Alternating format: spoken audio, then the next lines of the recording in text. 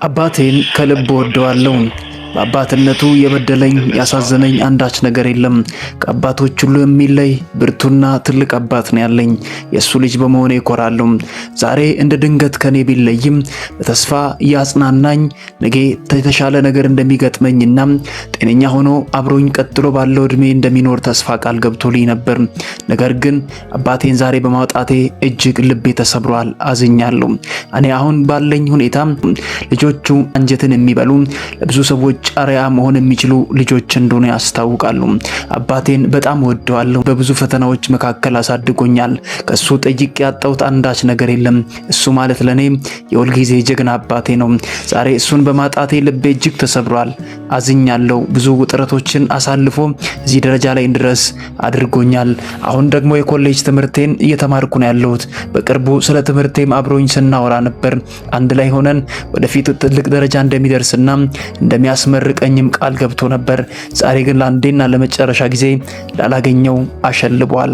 አንዳንድ ልብ ሰባሪና እጅግ አሳዛኝ የሆኑ ክስተቶች በቀብር ስነ ስርዓቱ ታዩ። 29 ዓመታት የወዳጅነትና የጓደኝነት ጉዞ፣ ማንም የማያውቀው ሚስጥር ተወራ። አንድ ልብስ የለበስን፣ አንድ መኪና ላይ የተቀመጥን፣ አንድ ላይ እየበላን፣ አንድ ላይ የኖርን ህይወታችን ገፍተናል። ኤፍቢአይን ስንሰራ ብዙ ዋጋዎችን ከፍለናል አብረን ለማደግ።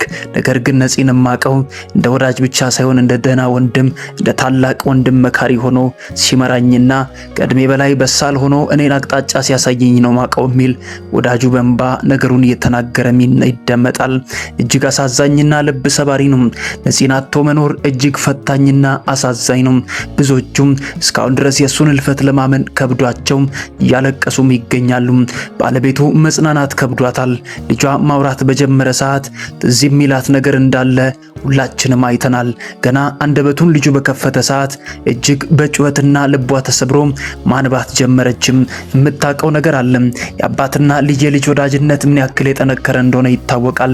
በፈተናዎች መካከል አብረው እንዲጸኑ ምክንያት የሆነ ብርቱ ወጣት እንደሆነ ይታወቃል።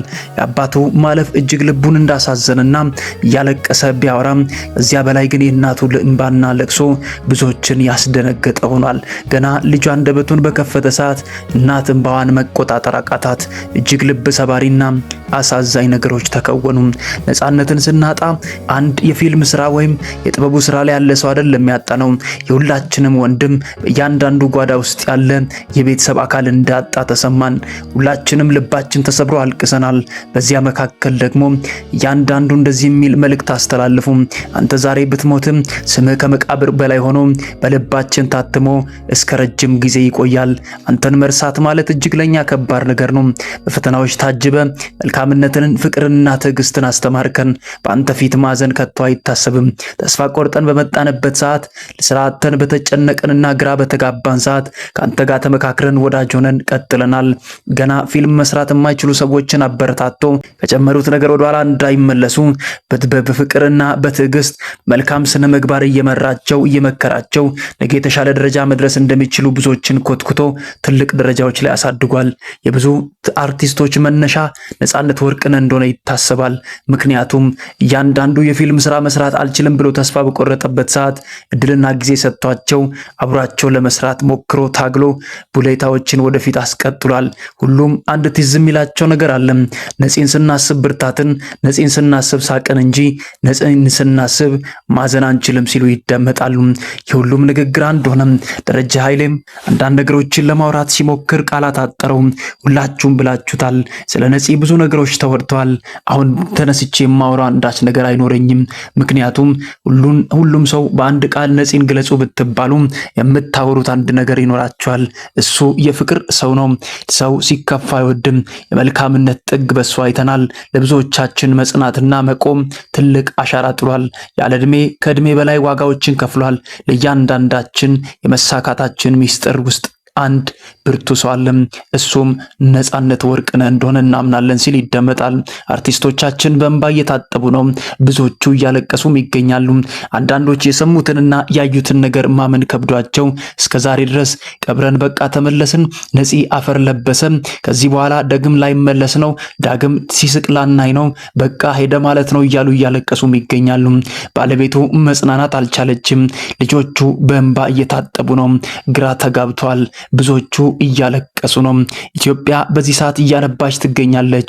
አንድ ብርቱ ትልቅ ሰው ለጥበብ ዋጋ የከፈለ ለወዳጆቹም ደግሞ ዋጋ ከፍሎ ትልቅ ደረጃ ብዙዎቹን ለማድረስ የታገለ የቤተሰቡ ወዳጅ ቤተሰቡን በደስታና በሳቅ እየታገለ የመራ በሽታውን ደብቆ ሌሎች ሳቅ ሲታገል የነበረ አንድ ብርቱ ሰው አጣለች። ሁላችንም ልባችን ተሰብሮ አዝነናል። ሁላችንም አልቅሰናል። ግራ መጋባት ወደ ቤታችን ገብቷል። ነፂን ማጣት ማለት አንድ ሰው ማጣት አይደለም ሲባል ሁሉም ንግግራቸውን በዚህ መልኩ እየቋጩት ይገኛሉ። ነገር ግን አንድ ደግሞ በዚያ መካከል የህዝቡን ልብ ያወረደ እጅግ ያሳዘነ ከአንድ ትልቅ ሰው የማይጠበቅ ትልቅ የሆነ ስህተት ተፈጸመ። ብዙዎቹ ነገሩን ሲያዩ ተደናገጡ። ልክ እንደዚህ ይደረጋል እንዴ? ከየትኛው ሁኔታ ነው የተማረችው የሚል ገነት ላይ የተነሳ ትልቅ የሆነ ክርክርና የግራ መጋባትና የብዙዎች ቁጣ ዛሬ ላይ ምላሽ ያገኘ ይመስላል። ዛሬ እጅግ በጣም የሚያስገርመው ነገር የሰራችው ድርጊት ብዙዎችን ቢያስቆጣም ነገር ግን በስተመጨረሻ እንደዚህ ስትል ተደምጣለች። በነገሮቹ እጅግ አዝኛለሁ፣ ልቤ ተሰብሯል፣ በጣም አፍሬያለሁ። ነገር ግን አንድ ነገር የኢትዮጵያ ህዝብ እንዲረዳልኝ እፈልጋለሁ። ይህንን ነገር ሆን ብዬ ለማድረግ አስቤ አይደለም ያደረግኩት። የራሴን ቪዲዮ ለመቅረጽ በተዘጋጀውበት ሰዓት ካሜራ ጠምጄ አስተካክዬ ነገር ግን ሌላ ቪዲዮ ለመስራት በተዘጋጀውበት መሃል ሶሻል ሚዲያ ላይ የሚንቀሳቀስ ቪዲዮ አየው። ብዙዎቹ እየተቀባበሉት አይቼ በዚያ መካከል ቁጭ ባልኩበት ለደረጀ ቀድሜ ደወልኩኝ። ነገር ግን ያንን ነገር አስቤና በዚያ ሰዓት ከዩቲዩብ ከሚገኝ ሳንቲም ቤት ጥቅማ ጥቅም መነሻ አድርጌ ሳይሆን ለራሴ ቪዲዮ ለመስራት በተቀመጥኩበት ይህንን ነገር ሰምቼ ተደናግጬ ለሱ ደወልኩኝ። በሰዓቱ በነበረው ካሜራ የተቀረጸውን ቪዲዮ መሞቱ እርግጥ እንደሆነ ሳረጋግጥ የኢትዮጵያ ህዝብም ነገሩን እንዲያቅ በሚል ሐሳብ የለቀኩት ቪዲዮ እንጂ ጥቅመኛ ሆኜ አይደለም። ረጅም ዓመታቶችን በፊልሙ ስራ ቆይቻለሁ። ምንም ያክል የጎደለኝ ነገር የለም። በዚህ በወዳጄና በወንድሜ በኩል በሚመጣ ሳንቲም ቤት ለማትረፍ ብዬ የምሰራው ነገር አይኖርም። የኢትዮጵያን ህዝብ ከልብ ይቅርታ ጠይቃለሁ። በሰራውት ስራ አፍሬያለሁ። ስለዚህ ሁላችሁም ይቅርታ እንድታደርጉልኝ ስል እማጸናለሁ ስትል ገነት ንጋቱ ሐሳቧን አስተላልፋለች። ዛሬ ደግሞ የቀብር ስነ ስርዓቱ ላይ እንዳልተገኘችና በነገሩ አፍራ እንዳልሄደች ነገሩ ግልጽ ነው። ብዙዎቹ እሷን ለማግኘትና ለማውራት ቢጠባበቁም ነገር ግን የቀብር ስነ ስርዓቱ ላይ ባለመገኘቷ እጅግ ልቧ እንደተሰበረና የኢትዮጵያን መላውን ህዝብ ይቅርታ እየጠየቀች እንደሆነ ግልጽ ነው። ስለዚህ የቀብር ስነ ስርዓቱ ላይ አለመገኘቷ ትላንት ከተፈጸመው ድርጊቷ መነሻ ያደረገ ስለሆነ ብዙዎቹ አለመገኘቷን አድንቀውም ነገር ግን ሁለተኛ እንደዚህ አይነት ነገር እንዳይደገምና ይህንን ነገር በይቅርታ ለማለፍ እንደተገደዱ እየተናገሩ ይገኛሉ። ሁላችንም አዝነናል። ይቅርታ ያሸንፋል ብለን እናምናለን።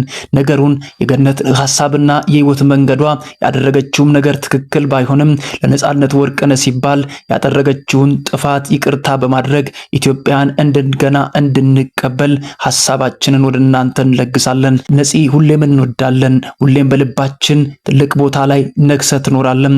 እንወድሃለን። ልጆች ቀጥሎ ያለው እድሜ የተሻለና መልካም እንዲሆን እንመኛለን።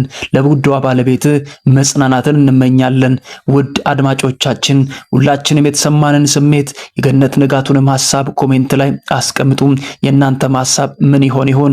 ስለዚህም ሁላችሁም ነፍስ በሰላም ትረፍ እያላችሁ ኮሜንት መስጫ ሳጥን ላይ አስፍሩ።